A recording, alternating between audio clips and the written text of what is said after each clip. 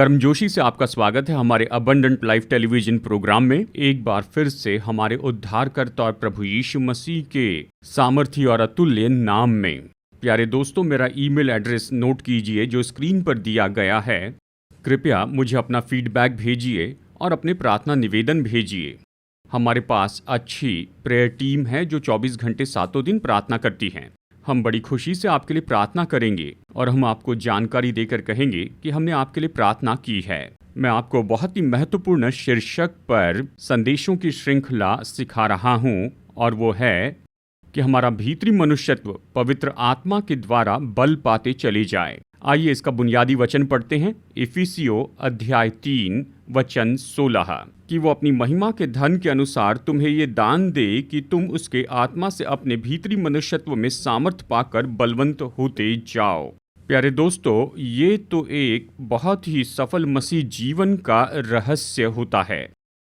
केवल उद्धार में आशीष ही प्राप्त नहीं करना है, लेकिन साथ ही कि हमें हमारे प्रभु यीशु मसीह के लिए करना चाहिए उसे कर सके, कि उसके उद्देश्यों को पूरा कर दे। पवित्र आत्मा के बिना अपने भीतरी मनुष्यत्व को बल देना, इसमें कुछ नहीं होगा।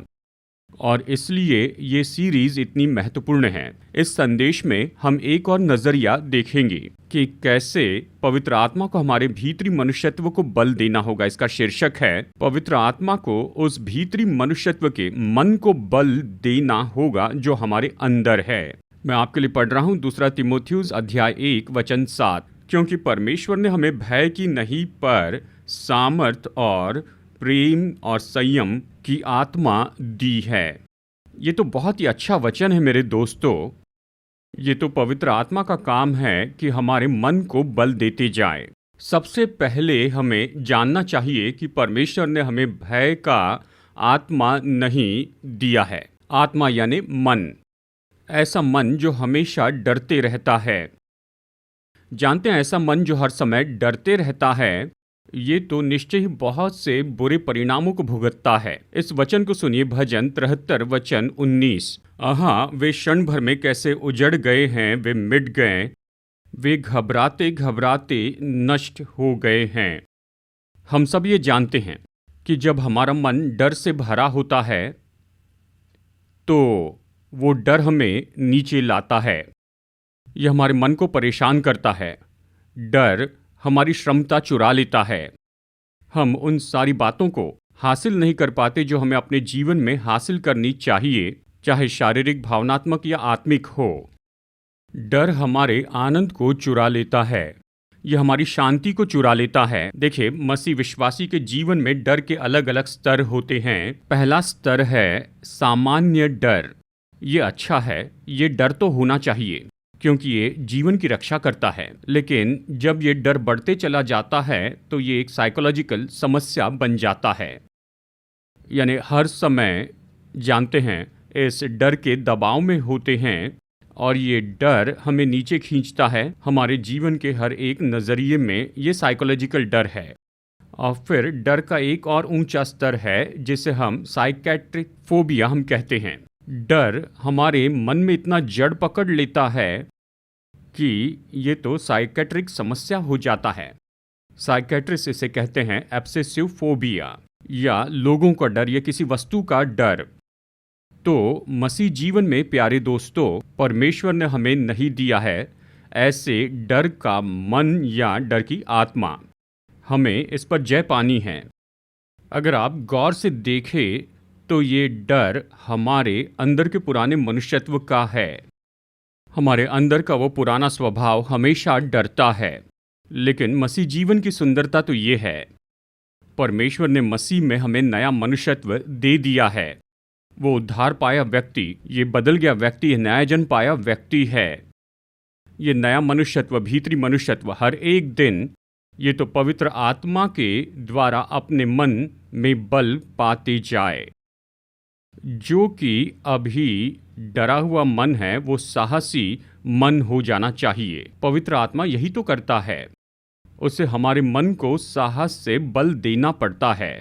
और जब ये साहस आता है मेरे दोस्तों, तो हम बड़े साहसी हो जाते हैं, हम बलवान हो जाते हैं, जीवन में आगे बढ़ते हैं और साथ ही हमारे पास मन की सुंदर शांति होगी, मन में आनंद होगा। और जब हम में ये साहस होगा तब हम अपनी क्षमता को खोल पाएंगे कि अपने लक्ष्यों को प्राप्त कर लें। चाहे जो भी बात हो, व्यापार, नौकरी, पढ़ाई, जो भी हो, हमें साहस चाहिए कि उन बातों को हासिल करें। जानते हैं, जब साहस आता है तो हम निश्चय अपनी समस्याओं को हल कर पाते हैं। हाँ, डर हमारे मन को इतना धुंधला बनाता है, ये मन को धुंधला कर देता है। जब डर हावी होता है तो आप नहीं जानते कि उस समस्या को कैसे हल कर दें। लेकिन जब साहस आता है तो सब कुछ स्पष्ट हो जाता है और हम अपने जीवन की समस्याओं को हल कर पाते हैं। तो मैं यहाँ पर क्या कह रहा हूँ, हमारे मसीह जीवन में हमें डर की आत्मा से पीछा छुड़ाना है। ये डर का मन जो पुराने मनुष्यत्व का है, हमारे अंदर जो नया मनुष्यत्व, उसे हमें खोलना है। और वो नया मनुष्यत्व तो पवित्र आत्मा के द्वारा साहस से बल पाता जाए। इस संदेश में हम इसी पर चर्चा करने वाले हैं। अभी ये वचन जो मैंने आपके लिए पढ़ा है, 2 तीमुथियुस अध्याय 1 वचन 7, पौलुस बताता है कि कैसे पवित्र आत्मा को हमारे मन को बल देना है 3 बहुत ही महत्वपूर्ण बातों से। नंबर 1, पवित्र आत्मा हमारे मन को बल देते जाए सामर्थ के द्वारा, क्योंकि परमेश्वर ने हमें भय की नहीं पर सामर्थ की आत्मा दी है। क्या ये अद्भुत नहीं? हमारा मन सामर्थ से भरा होना चाहिए। दूसरे शब्दों में, ये तो बहुत ही बलवान होना चाहिए। मसीह जीवन में इस नए मनुष्यत्व का मन तो हर एक दिन बहुत बलवान होते चले जाए पवित्र आत्मा की सेवकाई के द्वारा। और मैं आपको बताऊंगा कि ये कैसे होता है, बस कुछ ही समय में बताऊंगा। लेकिन सबसे पहले आइए इसे देखते हैं। नए मनुष्यत्व के दूसरी ओर वहाँ पुराना मनुष्यत्व है, पुराना स्वभाव है। पुराना मनुष्यत्व क्या करता है? वो तो हमेशा एक कमज़ोर व्यक्ति होता है। पुराना मनुष्यत्व हमें जीवन में कमज़ोर कर देता है। और यही तो कारण है कि बहुत से विश्वासी लोग अपने जीवन में कुछ हासिल नहीं कर पाते हैं, क्योंकि उनका मन इतना कमज़ोर हो गया है। पर प्यारे दोस्तों, जैसे हम अपने मसीह जीवन में आगे बढ़ते जाते हैं तो नए मनुष्यत्व का मन ये पवित्र आत्मा के द्वारा सामर्थ से बल पाता चले जाए। जानते हैं, मसीह जीवन में बहुत सी चुनौतियां होती हैं। हमें जयवंत होना है। कैसे इन सारी चुनौतियों के ऊपर जयवंत हो जाएं? उदाहरण के लिए, हम सब बहुत सी समस्याओं में से होकर जाते हैं। संबंधों में समस्या होती है, वैवाहिक जीवन में समस्या, बच्चों के द्वारा समस्या, पाप की समस्या, आर्थिक परेशानी, सेहत की परेशानी। और ये सब कैसे इन सारी समस्याओं से निपटे? प्रेरित पौलुस यहाँ में बताता है कि पवित्र आत्मा को हमें एक बलवान मन देना चाहिए। हम सब कुछ परेशानियों से होकर जाते हैं। ये परेशानियां हमें नीचे खींचती है। लेकिन जानते हैं, एक मजबूत मन अपने आप में हमें आधा हौसला देता है। क्योंकि डॉक्टर हमें बताते हैं, अगर हमारा मन मजबूत है तो हमारी आधी मुसीबतें तो अपने आप दूर हो जाती हैं। मजबूत मन के कारण जो निर्णय लेते हैं कि हम परिपूर्ण हो और हर मुश्किल से लड़ पाए, साथ ही मसीह जीवन में हम जान की धमकी का सामना करते हैं। ये शायद लोगों के द्वारा आ सकती है, या शैतान के काम जो हमारे मन में काम करना चाहता है, या डर होता है कि हम कुछ खो देंगे, या फिर डर होता है कि किसी परेशानी में फंस जाएंगे। देखिए, ये मन बड़ा अजीब है। ये तो हमेशा इन बातों से डरता है जो हमें नीचे लाना चाहती हैं। जीवन में ऐसी बातें होंगी, लेकिन इन पर कैसे जय पाए, हमें मजबूत मन चाहिए। फिर मैंने जीवन में उद्देश्यों के बारे में कहा। जवान लोग, हमारा बहुत ही सुंदर आत्मिक जीवन होना चाहिए। इसे कैसे पाते हैं? मजबूत मन से। हमें जीवन की परीक्षाओं पर जयवंत होना है। इसे कैसे पाएंगे? मजबूत मन से। हमें अच्छी पढ़ाई करनी है तो फिर इसे कैसे पाएंगे? मजबूत मन से। हमें अच्छी नौकरी करनी है, इसे कैसे पाए? मजबूत मन से। केवल बच्चे ही नहीं, माता पिता, परमेश्वर के दास, सभी विश्वासियों के हमारे जीवन में उद्देश्य होते हैं। हमें जीवन में ऊंचे लक्ष्य रखना है। जीवन में ऊंचे लक्ष्य रखकर अपने उद्देश्यों को हासिल करने के लिए हमें मजबूत मन की जरूरत है। और फिर ये पूरा क्षेत्र आता है दुख और पीड़ा का। कुछ परेशानियां होती हैं, भावनात्मक दुख होता है, यानी भावनात्मक दर्द होता है। हम उस पर कैसे जयवंत हो जाए दोस्तों? हमें मजबूत मन चाहिए। मजबूत मन जो पवित्र आत्मा के द्वारा सामर्थ्य पाने से आता है। और फिर जीवन में यहाँ तक कि वयस्क भी परीक्षाओं में से जाते हैं, विवाह परीक्षा में से होकर जाते हैं, तो फिर हम कैसे जय पाए? मजबूत मन से। संबंधों में हमें समस्या होती है, कैसे संबंधों की इन समस्याओं को हम हल कर सकते हैं? चाहे ये विवाह हो या फिर मसीह परिवार में कोई भी संबंध हो, मजबूत मन हो। तो मैं क्या कह रहा हूँ? उस डर के मन से पीछा छुड़ा ले, नए मनुष्यत्व के मन को बढ़ावा दे, सामर्थ्य के द्वारा जो पवित्र आत्मा के द्वारा आता है। अब किस सामर्थ्य से हमारे मन को बल दिया जाना चाहिए? परमेश्वर का वचन हमें बहुत ही सुंदर वचन देता है। 1 कुरिन्थियों अध्याय 1 वचन 18, क्योंकि क्रूस की कथा नाश होने वालों के लिए मूर्खता है, परंतु हम उद्धार पाने वालों के लिए परमेश्वर की सामर्थ है। बहुत ही सुंदर है दोस्तों। हमारा मन प्रभु यीशु मसीह के क्रूस के द्वारा बल पाना चाहिए। यीशु मसीह के क्रूस की सामर्थ क्या होती है? यीशु ने मानवीय पापों के लिए प्रायश्चित करने के द्वारा उसने उन सारी शक्तियों को हरा दिया जो हमारे विरुद्ध में काम करती हैं। तीनों क्षेत्र में, शारीरिक, भावनात्मक और आत्मिक क्षेत्र में। उसने शैतान की सामर्थ को हरा दिया, उसने दुष्ट आत्माओं की सामर्थ को हरा दिया, उसने पाप की सामर्थ को हराया, उसने मृत्यु की सामर्थ को हरा दिया। क्या आप इसे समझ रहे हैं? ये तो उस प्रायश्चित के द्वारा है जो यीशु ने क्रूस पर किया। उसने महान सामर्थ खोल दी, और वो सामर्थ तो पवित्र आत्मा को दे दी गई है। देखिए, पवित्र आत्मा त्रिएकता का तीसरा व्यक्ति है। परमेश्वर के नाते वो सर्वसामर्थ्य, इसमें कोई संदेह नहीं।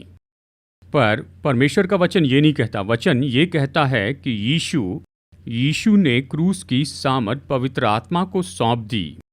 इसलिए प्रेरितों के काम में हमारे प्रभु यीशु ने कहा, शुरू के प्रेरितों से जब तक कि तुम ऊपर से सामर्थ न पाओ, यहीं राह देखते रहो।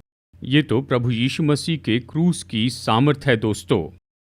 हर दिन प्रार्थना कीजिए पवित्र आत्मा से। कहिए, पवित्र आत्मा, मेरे मन को यीशु मसीह के क्रूस की सामर्थ के द्वारा बल दीजिए। वो सामर्थ तो उन सब के विरुद्ध में खड़े रहेगी जो हमारे मन को परेशान करती हैं। वो सामर्थ हमें वो चीज़ें हासिल करने में मदद करेंगी जो हम जीवन में हासिल करना चाहते हैं। और फिर एक और ऐसी सामर्थ है जिससे हमें भर जाना चाहिए, और वो है यीशु के पुनरुत्थान की सामर्थ। मैं आपके लिए पढ़ रहा हूँ इफिसियों अध्याय 1 वचन 19। और उसकी सामर्थ हम में जो विश्वास करते हैं कितनी महान है, उसकी शक्ति के प्रभाव के उस कार्य के अनुसार जो उसने मसीह में किया, उसको मरे हुए में से जिलाकर स्वर्गीय स्थानों में अपनी दाहिनी ओर बैठाया। पौलुस यहाँ पुनरुत्थान की सामर्थ के बारे में कह रहा है। जब परमेश्वर ने यीशु को मुर्दों में से पुनरुत्थान के द्वारा जिलाया, तब एक बहुत ही महान सामर्थ खोली गई, और वही तो पुनरुत्थान की सामर्थ है। हमें पवित्र आत्मा से प्राप्त करना चाहिए हमारे भीतरी मनुष्यत्व के मन में। दोस्तों, हर एक दिन पवित्र आत्मा को बल देते जाना चाहिए हमारे भीतरी मनुष्यत्व के मन को पुनरुत्थान की सामर्थ के द्वारा। क्या आपने ये वचन पढ़ा है दोस्तों? चलिए मैं पढ़ता हूँ। उसकी सामर्थ हम में जो विश्वास करते हैं कितनी महान है। यदि हम विश्वास करते हैं यीशु मसीह के क्रूस पर, यदि हम यीशु के पुनरुत्थान पर विश्वास करते हैं, तो पवित्र आत्मा वो खोल देगा उस बहुत ही महान सामर्थ को, वो ड्यूनामिस, वो पुनरुत्थान की सामर्थ को, और हमारे मन को बल देगा उस सामर्थ के द्वारा जो यीशु ने अपने पुनरुत्थान के द्वारा खोली। तो प्यारे दोस्तों, हमें क्या करना है? मैं आपसे विनती करता हूं कि हर एक प्रार्थना में आप में जो पवित्र आत्मा है उसके प्रति पश्चाताप से समर्पण करें और ये प्रार्थना करें, पवित्र आत्मा मेरे मन को लीजिए और यीशु मसीह के क्रूस की सामर्थ के द्वारा आप इसे बल देते चले जाएं। यीशु मसीह के पुनरुत्थान की सामर्थ के द्वारा इसे बल प्रदान करते जाएं। मेरे मन को हर दिन बलवान और बलवान करते जाइए क्रूस और पुनरुत्थान की सामर्थ्य के द्वारा। जितना ज़्यादा पवित्र आत्मा हमारे मन को छूता है क्रूस और पुनरुत्थान की सामर्थ्य से, तो प्यारे दोस्तों, हमारे पास इतना सामर्थ्य और मजबूत मन होगा कि जीवन में आगे बढ़े और महान विजय प्राप्त करते जाएं, कि अपने उद्देश्यों को हासिल करें, कि समस्याएं, मुश्किलें और परेशानियों का सामना करें और यहाँ तक कि आत्मिक जीवन में बढ़ाते जाएं खुद को उस मूल्यों में जो कि ऊंचा आत्मिक मूल्य है जो कि परमेश्वर के वचन में दिया है। दूसरी बात, पवित्र आत्मा को हमारे भीतरी मनुष्यत्व के मन को बल देते जाना है प्रेम के द्वारा। मैं आपके लिए पढ़ रहा हूँ 2 तीमुथियुस अध्याय 1:7, क्योंकि परमेश्वर ने हमें भय की नहीं पर सामर्थ और प्रेम और संयम की आत्मा दी है। वाह! ऐसा मन जो प्रेम से भरा है दोस्तों, वो सबसे मजबूत मन है। मैं हैरान होता हूँ कि कैसे प्रेम हमारे मन को इतना मजबूत कर सकता है। पवित्र आत्मा ने मुझ पर 2 अद्भुत बातें प्रकट की हैं प्रेम के बारे में। तो पहला ये है, जब हम शाश्वती रखते हैं हमारे जीवन में परमेश्वर के प्रेम की, तो हम मजबूत मन पाएंगे। ये अद्भुत है ना? जितना ज़्यादा हमारे लिए हम परमेश्वर के प्रेम की शाश्वती रखेंगे, हमारे परिवार के लिए, हमारे बच्चों के लिए, सारी बातों के लिए, यहाँ तक कि मुश्किलों में भी, तो हमारा मन बहुत ही मजबूत होते जाता है। किसी ने इन अद्भुत शब्दों में कहा है, हर एक तूफान की उपस्थिति में वहाँ पर परमेश्वर की उपस्थिति होती है। ये बहुत ही अद्भुत वाक्य है। हाँ, प्रेम हमारे मन को बहुत बहुत मजबूत कर सकता है। जानते हैं, यहाँ तक कि व्यवहारिक जीवन में, उदाहरण के लिए, बच्चे हमारे पास में आते हैं अपनी समस्या लेकर और हम कहते हैं, डैडी मम्मी तुमसे प्रेम रखते हैं, हम तुम्हारी देखभाल करेंगे, हम तुम्हारे साथ खड़े रहेंगे, तुम किसी बात की चिंता मत करो, हम तुम्हारी सारी समस्याएं हल करेंगे। तो कल्पना कीजिए हमारे बच्चों का मन कितना मजबूत होते जाएगा। यही बात है, हम सबके पास हमारे स्वर्गीय पिता हैं, उसका प्रेम तो इतना अद्भुत है, उसका प्रेम कभी टलता नहीं। इसलिए परमेश्वर का वचन कहता है रोमियो अध्याय 8:37 में, चाहे कुछ भी आ जाए, दुख, दर्द, नंगाई, जोखिम या परीक्षाएं आए, कुछ भी हमें प्रभु यीशु मसीह के प्रेम से अलग नहीं कर पाएगा और उस प्रेम के द्वारा हम जयवंत से भी बढ़कर हैं। चलिए मैं आपको परमेश्वर के वचन के बारे में अद्भुत वचन बताता हूँ जो पाया जाता है सपन्या अध्याय 3:17 में। तेरा परमेश्वर यहोवा तेरे बीच में है, वो उद्धार करने में पराक्रमी है, वो तेरे कारण आनंद से मगन होगा, वो अपने प्रेम के मारे चुपका रहेगा, फिर ऊंचे स्वर्ग से गाता हुआ तेरे कारण मगन होगा। कितना अद्भुत वचन है, वो अपने प्रेम के मारे चुपका रहेगा। हमारा मन केवल यही तो चाहता है। जैसे हम चुनौतियों से जाते हैं, समस्याओं में से जाते हैं, मुश्किलें, तकलीफें, परेशानी, समस्याओं से, परीक्षाओं में से जाते, हमारा मन व्याकुल हो जाता है, वो चिंतित हो जाते हैं, वो डरने लग जाते हैं और वो निराश हो जाते हैं। लेकिन ऐसी परिस्थिति में मेरे प्यारे दोस्तों, ये तो परमेश्वर का प्रेम है जो हमारे मन को चुप करता है। ये परमेश्वर का प्रेम है जो हमें मन की शांति देता है। ये परमेश्वर का प्रेम है जो हमें वही आनंद देता है जो खो गया था। ये परमेश्वर का प्रेम है जो हमारे मन को बहुत बलवान और मजबूत करता है। हमें क्या करना है? बहुत ही सरल है, परमेश्वर के प्रेम पर भरोसा रखें। जो परमेश्वर के प्रेम पर भरोसा रखते हैं उनमें मजबूत मन होता है। जो परमेश्वर के प्रेम पर संदेह करते हैं वो बहुत ही डरा हुआ मन रखते हैं। फिर पवित्र आत्मा ने प्रेम के बारे में एक और सत्य मुझ पर प्रकट किया है कि ये कैसे हमारे मन को मजबूत करता है। केवल परमेश्वर का प्रेम ही नहीं, लेकिन हमारे आसपास के लोगों का प्रेम भी हमारे मन को बहुत मजबूत करता है। चलिए मैं आपको एक सुंदर वचन बताता हूँ कि कैसे हमारे आसपास के लोगों का प्रेम हमारे मन को बहुत बलवान बनाता है। इब्रानियों अध्याय 10:24, और प्रेम और भले कामों को उस्काने के लिए हम एक दूसरे की चिंता किया करें। कितना सुंदर वचन है कि हम परिवार में एक दूसरे की चिंता करें। कलीसियाओं में भी।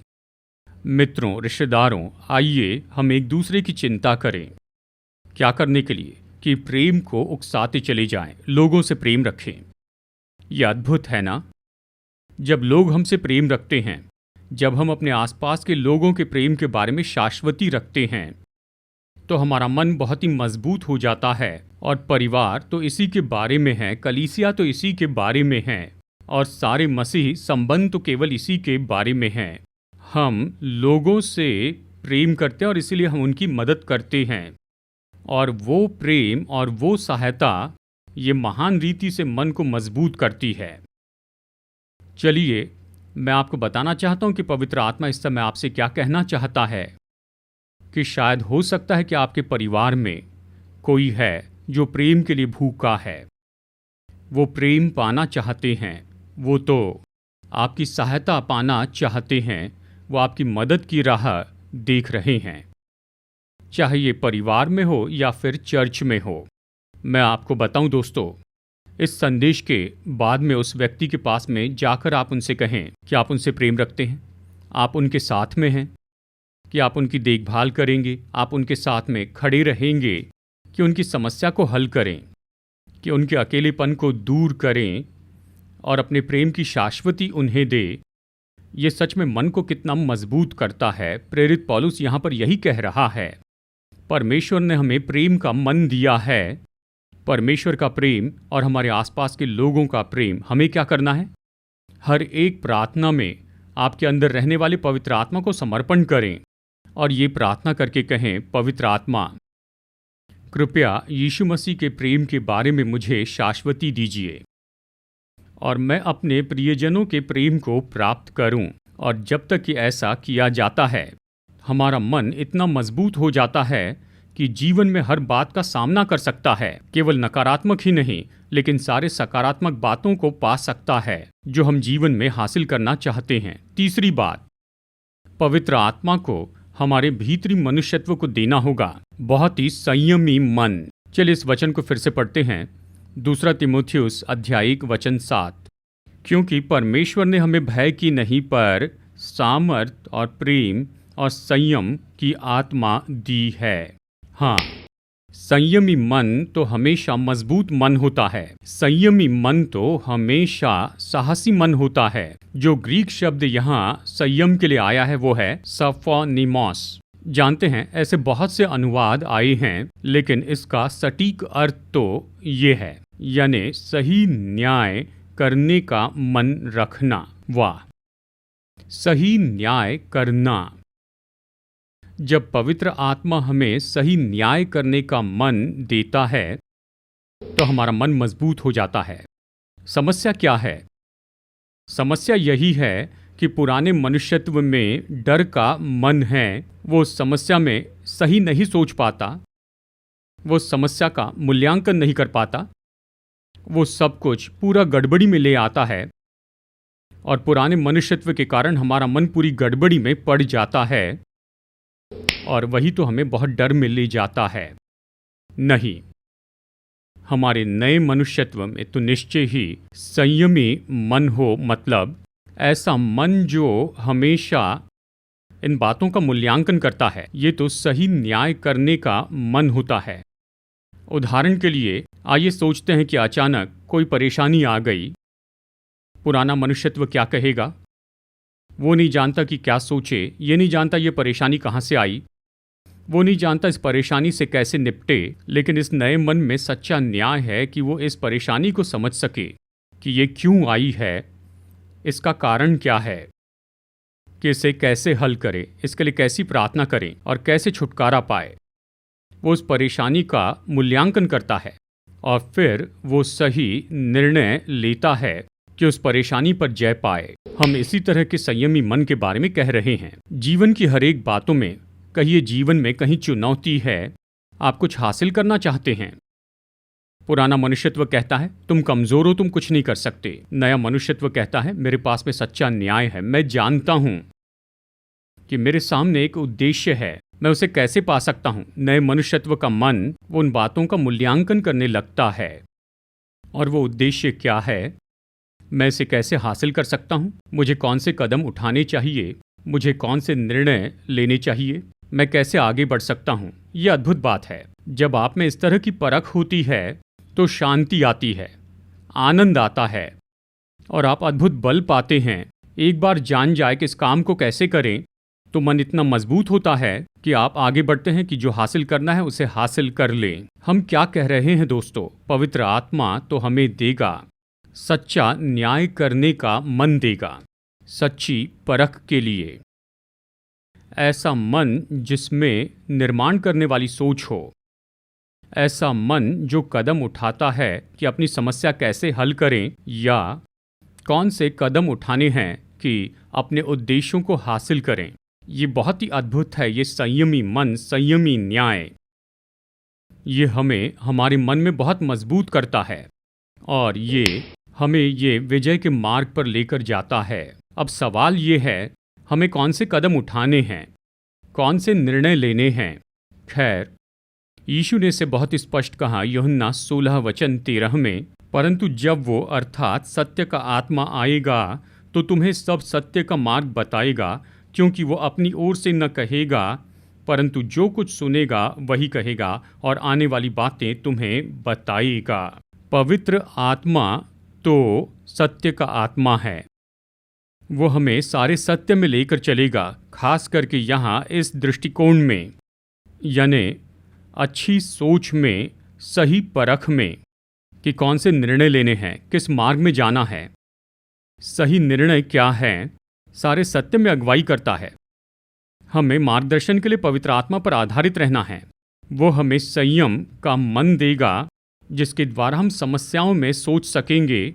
संयमी मन से हम सोच पाएंगे कि अपने उद्देश्यों को हासिल करें। हमें क्या करना चाहिए दोस्तों? हर एक प्रार्थना में पवित्र आत्मा को समर्पण करें। कहें, पवित्र आत्मा मुझे संयमी मन दीजिए कि मैं चिंता न करूं, मैं बिल्कुल न डरूं, लेकिन मुझे मजबूत कीजिए कि मैं सही न्याय का मन रखूं, सही परख रखूं, कि सही सोच रखूं और मुझे सत्य बता कि किस मार्ग में जाना है। तो पवित्र आत्मा बताएगा कि कैसे आगे बढ़ना है। जब हम उसमें से चलेंगे तो केवल हमारे पास मजबूत मन ही नहीं होगा, पर हम अपनी समस्याओं को हल कर पाएंगे और साथ ही अपने उद्देश्यों को हासिल कर पाएंगे। तो चलिए अभी प्रार्थना करते हैं। अनुग्रहकारी स्वर्गीय पिता परमेश्वर, इस समय आपके वचन के लिए धन्यवाद देते हैं कि आपने हमें डर का मन नहीं दिया है, पर ऐसा मन दिया है जो प्रेम, सामर्थ और संयम का है। पवित्र आत्मा, जैसे कि इस समय पश्चाताप में आपको समर्पित होते हैं, हमारे मन को लीजिए, हमारे मन को बल दीजिए क्रूस की सामर्थ के द्वारा और पुनरुत्थान की सामर्थ के द्वारा। हमारे मन को आपके प्रेम की शाश्वती से बल प्रदान कीजिए। हमारे मन को मजबूत कीजिए हमारे आसपास के लोगों के प्रेम की शाश्वती के द्वारा। हमारे मन को बल दीजिए सच्चे न्याय के द्वारा। सारे सत्य में अगुवाई कीजिए। मदद कीजिए कि हम सही निर्णय ले सके, केवल अपनी समस्याएं हल करने के लिए नहीं, लेकिन अपने उद्देश्यों को हासिल करने के लिए। हमारे जीवन में इस वचन को 100 गुना आशीष दीजिए। जिन्होंने इस समय आपका वचन सुना, उन सबको आशीष दीजिए।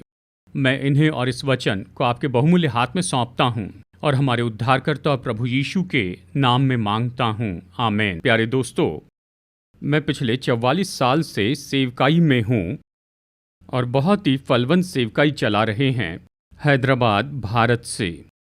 मैं आपको अपना न्यूज़लेटर भेजना चाहता हूँ। अगर आप इसे पाना चाहते हैं तो इस व्हाट्सएप नंबर पर संपर्क कीजिए, हमें अपना पता भेजिए और तुरंत ही मैं आपको भेजूंगा हमारा न्यूज़लेटर, जो हमारी सारी सेवकाई के बारे में बताएगा, जिसमें हमारी टेलीविज़न की सेवकाई, चर्च की सेवकाई और साथ ही मल्टी स्पेशलिटी हॉस्पिटल सेवकाई, पास्टर्स के लिए कॉन्फ्रेंस, मेरी अपनी प्रचार की सेवकाई, शेपर्ड जो कि डिवोशनल मैगज़ीन है जो हर महीने निकलती है, और साथ ही गरीबों और ज़रूरतमंदों की मदद करना।